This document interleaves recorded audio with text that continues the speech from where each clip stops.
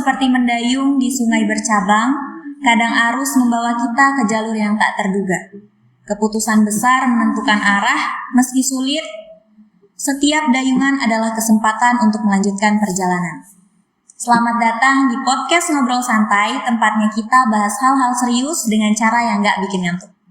Bersama aku, Gita, dan ditemani dengan rekan aku yaitu Ani. Kali ini kita akan membahas topik atau hal yang agak berat nih, tapi sering jadi perbincangan dalam masyarakat, yaitu married by accident atau pernikahan yang tidak sesuai dengan rencana, yaitu hamil di luar nikah. Tapi kali ini kita akan bahas dari sudut pandang psikologi, khususnya behaviorisme. Langsung aja, jadi menurut Ani, gimana nih behaviorisme itu apa sih? Jadi behaviorisme itu kan cause dan effect, perilaku seseorang yang terpengaruhi oleh kehidupan sehari-hari dia atau tentang lingkungan dia lah. Nah, cocok banget nih sama cerita yang bakal dibawain kali ini. Sebelum lanjut, kita disclaimer dulu ya. Kita di sini nggak ngejudge siapapun, kita cuma diskusi santai, tapi menurut teori dan pengalaman sehari-hari. Jadi di sini ada cerita yang relate nih dengan behaviorisme, yaitu hamil di luar nikah. Menurut pengalaman dari temannya Ani sendiri, dan dia dapat cerita dari temennya. Jadi langsung aja kita dengar ceritanya. Gimana nih ceritanya? Gimana sih temen kamu itu kok bisa dia married by accident atau menikah tidak sesuai rencana gitu? Oke, jadi gue kan punya temen nih. Ya dan menurut gue tuh dia tuh orangnya ya cantik iya sih, pinter juga, dan juga dia dari keluarga yang ya bisa dibilang soleh lah ya. Tapi karena dia tuh pinter dan ambis ya, jadi waktu dia pengen lanjutin sekolah, waktu SMA itu dia pengen jadi sekolah ke luar ya, mengenal dunia luar ya. Dan ya diturutin sih sama keluarganya. Karena pergaulan sih, menurut gue pergaulan sih, sebenarnya dia kan orangnya baik ya. Karena pergaulan dari teman-teman dia yang mungkin ya menurut gue sedikit liar ya, mungkin sorry-nya ngomong gitu, terbawa deh dia di sana. Jadi dia bosen lah ya ngejalanin hidup sehari-hari dengan belajar. Dengan cerita yang aku dengar dari kamu tadi, katanya dia berasal dari keluarga yang soleh. Itu maksudnya kan kayak rajin mengaji, ya, kayak paham agama. Mungkin dia bosen akan hal itu, terus ngelihat teman-temannya mungkin ya yang pacaran bahagia, terus dia ke bawah arus mau juga gitu ya. Iya, sebenarnya dia nggak juga sih kalau nakal, cuman ya karena pergaulan temannya itu. Dan akhirnya dia punya pacar nih, dan pacarnya itu juga kan dari orang kota lah ya. Dia kan secara anak lugu ya, terbilangnya anak lugu. Dan pacarnya itu kan pacar orang, ya namanya orang kota gitu lah ya, kita tahu ya. Jadi ya diajak main lah dia, seketika sering diajak main, diajak keluar malam, ya ke bar, apalah nongki-nongki kayak gitu, secara kita anak muda kayak gitu kan. Seiring berjalannya waktu, kebablasan lah dia, sampai ya kayak gitu, sampai ternyata hamil deh dianya. Jadi menurut pembahasan teori kita behaviorisme ini kan efek yang terjadi oleh kita yang terbawa arus lingkungan gitu ya. Jadi dia itu sering komunikasi mungkin ya, ngerasa nyaman sama pacarnya, seakan-akan dunia itu adalah pacarnya gitu ya. Semuanya di pacarnya. Jadi ya dia keseringan sama pacarnya, kemudian melakukan hal-hal yang di luar batas mungkin gitu ya. Iya, tapi ya setelah itu sebenarnya dia kayak mana ya, kayak susah gitu menjalani kehidupan sehari-hari. Secara dia kan masih anak SMA ya, baru masuk SMA, dan orang tuanya tuh kan ngerti dia tuh sebagai anak yang baik, yang ya soleh, rajin, pinter juga kan, dia berprestasi. Ternyata setelah kayak gitu dia bingung nih mau ngasih tahu orang tuanya gimana, sedangkan pacarnya itu awalnya tuh nggak mau tanggung jawab, kayak kayak gue kan baru ngelakuin sekali kok udah kayak gitu, apa jangan-jangan lo pernah ngelakuin sama cowok lain gitu. Belum siap gitu ya. Iya, karena secara masih kecil, apalagi cowok-cowok masih labil gitu kan, jadi belum mau cerita, dia bingung lah, dia depresi. Sampai ada temennya dia nih yang ngabarin ke orang tuanya kalau dia tuh depresi. Didatengin lah sama orang tuanya kosnya, ditanya, masih belum jawab dia pertamanya. Terus sengaja lah sama orang tuanya dibeliin apa sih? Test pack ya. Test pack, nah, ya dibeliin test pack itu ternyata positif hamil, marah orang tuanya sekarang. Oh, jadi sebelum dia ngasih tahu ke orang tuanya, kan orang tuanya beliin test pack tuh. Jadi dia belum tahu kalau dia hamil. Udah, dia sebenarnya udah tahu, tapi dia kan kayak ya nggak mau ngaku ya sama orang Jadi tuanya. orang tuanya ingin memastikan. Iya, ingin memastikan. Setelah tahu, ya orang tuanya marah dan dia si cewek tuh depresi lah ya. Kayak bahkan sampai dia tuh mau kayak bunuh diri gitu ya, saking depresinya. Tapi ya mau gimana lagi, namanya juga orang tuanya kan ngerti agama, dia nggak mungkin dong nyuruh anaknya buat aborsi atau segala macam itu. Kira-kira dia cerita nggak sih kenapa dia bisa memutuskan untuk melakukan itu? Gitu. Sehingga keputusan itu merubah hidupnya gitu kan.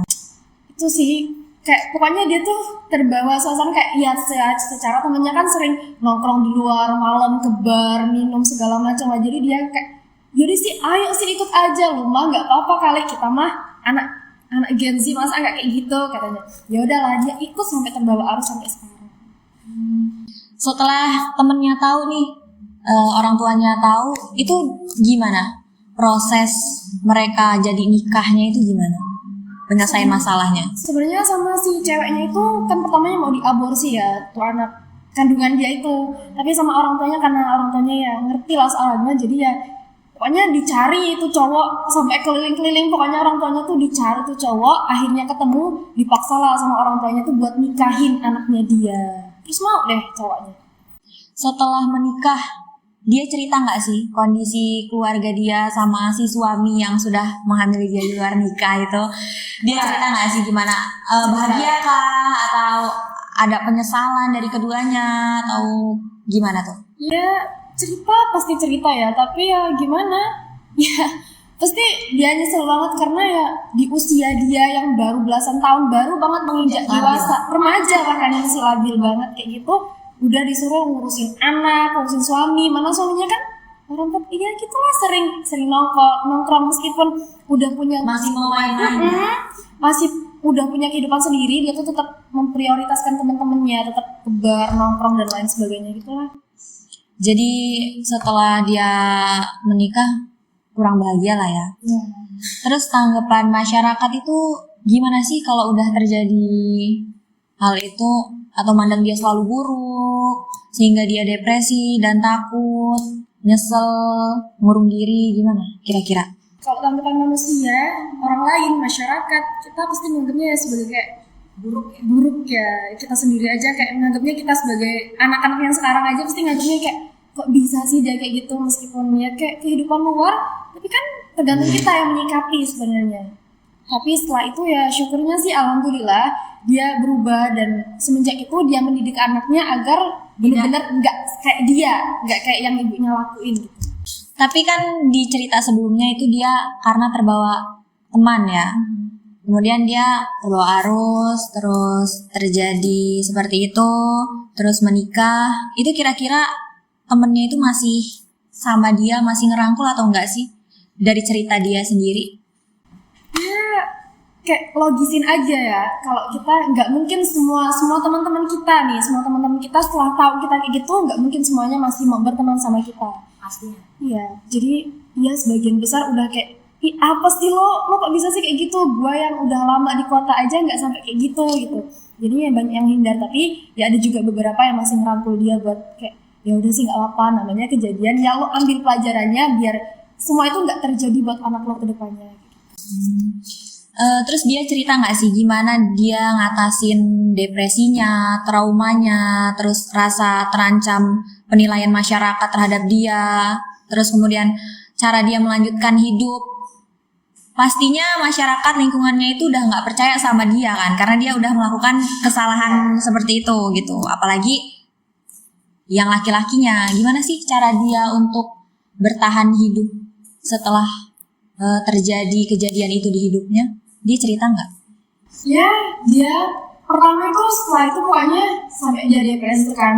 Pokoknya waktu dalam kehamilan dia tuh mulai kayak dia depresi berat lah ya, sampai dibawa itu ke psikolog yang ngerti-ngerti kayak gitulah ya. Terus dia dinasehatin, akhirnya dia pindah dari tempat dia asalnya itu, dari tempat orang tuanya dia pindah, dan sekarang alhamdulillah sudah menjalin hubungan baik dengan masyarakat sekitar. Jadi dia memulai hidup baru ya. itu setelah dia pindah ke lingkungan orang-orang yang nggak tahu dia, yang nggak tahu pengalaman dia, itu kira-kira dia jadi yang gimana sih? Maksudnya dia ceritain nggak ke lingkungannya, atau dia pindah dalam keadaan ya nggak terjadi apa-apa dalam kehidupannya, nggak cerita-cerita atau gimana? Kalau dia di kehidupan barunya ya kayak realize aja, kayak memulai lembaran baru, kayak ya ini suami gue dan ini anak gue, kayak halal gitu. Mereka kan nggak tahu kehidupan masyarakat di sana kan nggak tahu kehidupan dia sebelumnya tuh gimana. Tapi pasti dia takut dong lingkungannya tahu kalau dia itu menikah karena terbawa arus itu. Kayak mana tuh cara ngatasinnya? Pasti dia takut kan kalau misalkan lingkungannya itu tahu, terus dijauhin lagi, terus dia harus pindah lagi. Gimana tuh? Kalau takut sih pasti takut ya, tapi kan dia kayak ya udah dinasehatin sama orang tuanya, udah ke psikolog juga, jadi lebih tenang. Dan anak itu kan ya nggak salah apa ya, jadi Iya dia pastinya. mencoba untuk ya udahlah terima aja takdir, yang penting anak gue jangan sampai ngelakuin hal yang sama yang kayak dilakuin sama suami gue. Jadi benar-benar hal yang penting dibahas sih ini ya. Penting banget sih ini buat pembelajaran Apalagi kita. untuk anak-anak muda zaman sekarang, apalagi yang suka sering banget sama pacarnya, Nah, mungkin itu ya. bener-bener. Sebenarnya kan pacaran nggak boleh ya. Nggak boleh sebenarnya, tapi nggak bisa memungkiri ya, kita Gen Z lah ya, kayak lo nggak punya pacar zaman sekarang, aduh Iya. apa sih lo gitu kan. Ujung-ujungnya terbawa arus lagi. Iya, terbawa arus. Karena sering berduaan, jadi ngelakuin ya pasti awalnya itu ya dari pegangan tangan, dari ya sekal touch lah ya. Oh, lanjut. Ya, jadi untuk kalian semua dari cerita ini ya bisa disimpulkan lah, bisa diambil pelajaran, khususnya anak muda yang udah nonton podcast ini, jangan sampai terbawa arus seperti yang kita ceritain barusan ya. Iya, bener banget. Gimana nih, pelajaran apa sih? Gimana cara kita untuk menghindari hal tersebut? Ada nggak sih caranya, gimana nih? Jadi dalam teori komunikasi itu kan ada yang dia terbawa arus karena lingkungan dia, dan ada juga yang dia tetap stay, bahkan ada juga yang dia membawa orang lain ke dalam arus dia. Jadi kita harus menjadi salah satu yang membawa orang lain kepada arus kita, tapi dalam konteks kebaikan. Kita tidak boleh terbawa arus kayak orang pacaran, kita awalnya nggak mau pacaran, terus lihat teman kita nih pacaran asik, waduh asik nih, pegangan tangan kemana-mana jalan berdua kan, nggak sendiri lagi. Kita nggak boleh kayak gitu, karena harusnya kita yang menjadi panutan orang, jangan kita yang manut orang. Masa iya kita sekolah tinggi-tinggi nih cuman mau jadi babu, kan enggak kan. Jadi kuat prinsip lah ya. Iya, prinsip harusnya. Ya, jadi itu tadi cerita dari Ani. Ini penting banget ya buat kita sebagai remaja, bukan mencontoh ya, mengambil pelajaran lah dari kisah ini. Ya, jadi itu tadi kita harus kuat prinsip untuk menjadi seseorang yang berhasil, yang tidak terbawa arus, karena keputusan hari ini akan menentukan masa depan kita. Tapi jangan karena kesalahan masa lalu itu kalian berpikir bisa mendikte masa depan kita. Jadi seperti yang saya bilang, setiap kesempatan adalah jalan untuk berubah. Jadi udah gitu aja, makasih udah dengerin podcast kita. Itu tadi cerita kita. Terima kasih Ani sudah datang di podcast ini, sudah mau cerita-cerita nih. Udah gitu aja ya. Terima kasih.